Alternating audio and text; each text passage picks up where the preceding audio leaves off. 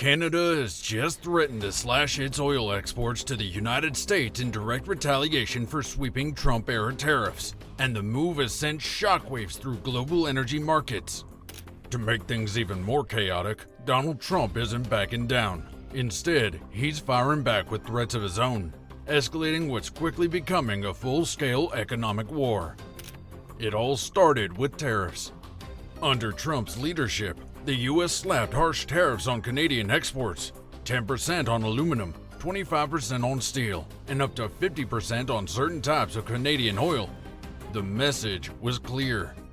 It's going to be only America first. America first. Even if it meant going after its closest ally. Almost immediately, Canadian officials fired back with threats to cut off oil and electricity exports to key American states, slapping new surcharges on American goods, and rolling out counter tariffs on everything from ketchup to motorcycles. The U.S. gets about 62% of its imported oil from Canada, over 4 million barrels a day. Cutting that off would be much more than just a political jab. Maybe an economic earthquake, and I am not exaggerating. Tensions boiled over fast. Across Canada, people started boycotting American products, banning U.S. booze, and flying Canadian flags with a new sense of purpose. South of the border, nationalist voices cheered Trump's hardline stance, calling for America to stand strong. Two neighbors, one trade war, and it was only just the beginning. Then came the bombshell. We read in Politico that Ontario Premier Doug Ford threatened to shut off his province's electricity exports to the United States and block shipments of Ontario's high-grade nickel, which he said provides 50% of U.S. supplies. This is per the Globe and Mail. Ontario Premier Doug Ford acted quickly, targeting key U.S. states like Michigan, New York, and Wisconsin, places that rely heavily on Canadian oil and electricity to keep the lights on and the economy moving. The reaction inside Canada was split. Industry leaders were furious, warning that cutting off exports could lead to massive job losses and serious damage to Canada's own economy. But at the same time, others saw a rare opportunity. Maybe this was the push Canada needed to finally stop relying so much on its southern neighbor. Suddenly, Canada wasn't just talking about cutting off the U.S., it was talking about sending that same oil to Asia and Europe instead. Canada was making moves, and Washington was paying attention. If Canada thought the U.S. was gonna roll over, they clearly forgot who they were dealing with: Donald Trump. Within hours, Trump was on Truth Social, first brushing off Canada's threats, calling Canadian oil overrated, and claiming the U.S. didn't need it anyway. We don't need them to make our cars, and they make a lot of them. We don't need their lumber because we have our own forests, etc., etc. We don't need their oil and gas. We have more than anybody.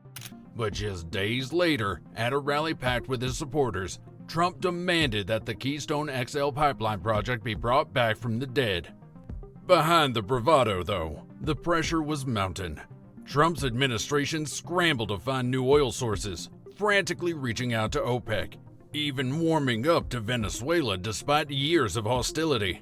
At the same time, they threatened more tariffs, not just on Canada, but on other countries supplying oil to the U.S., as a way of forcing better deals.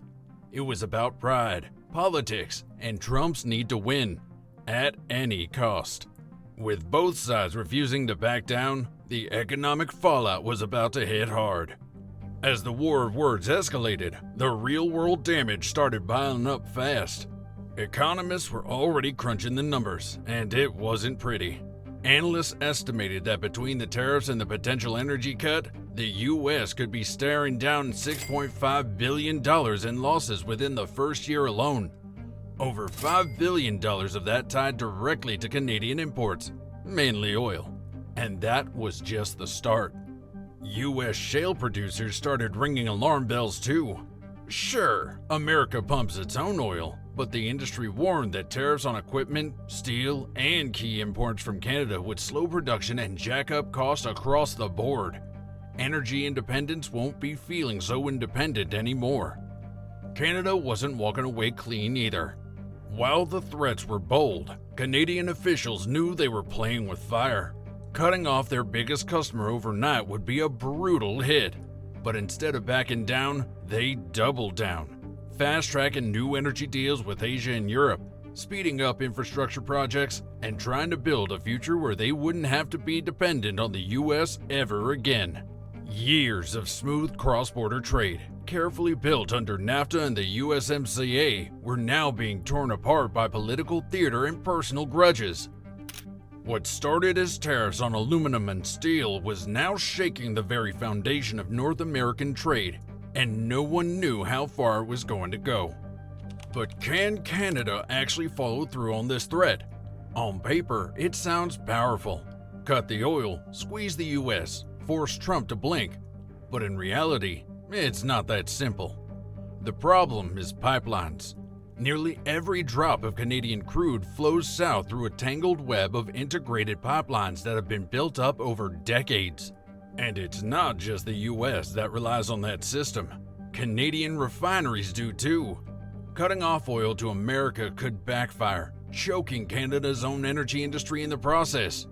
And diversifying isn't like flipping a switch. New export markets take years to build. Pipelines to the Pacific and Atlantic are still under construction, and shipping crude to Asia or Europe isn't as cheap or as easy as sending it to Detroit or Chicago.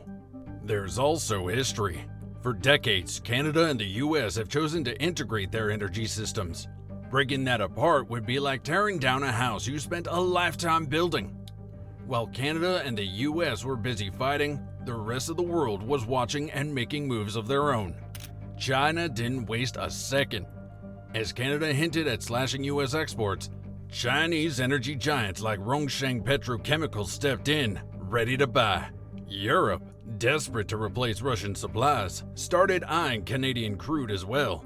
For the first time in decades, the US was at risk of losing its grip on Canadian energy, and that shift could rewrite global energy politics.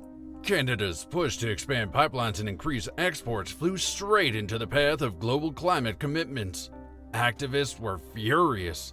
Indigenous groups, environmentalists, and even European governments raised red flags. Was Canada really going to help the world burn just to win a trade war? And underneath it all, something even bigger was breaking. The trust between two countries that had stood shoulder to shoulder for generations. North America was fracturing, not just economically, but politically.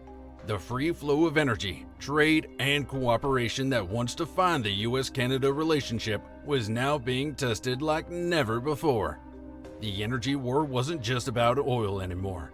It was about the future of alliances and the balance of power on a global scale. So, where does this all go from here? Is Canada really about to pull the plug, or is this just one giant game to force Trump back to the negotiating table? Some Canadian officials hint it's a bluff. Others say they've had enough and are serious about cutting the cord for good.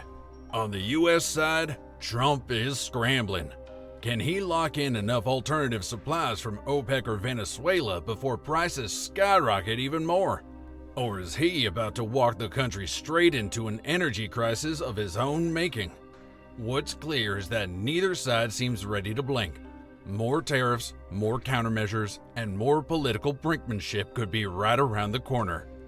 Behind closed doors, though, cooler heads are starting to speak up.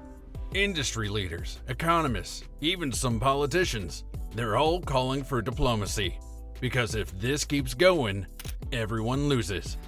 Now, is this the breaking point or just another political standoff?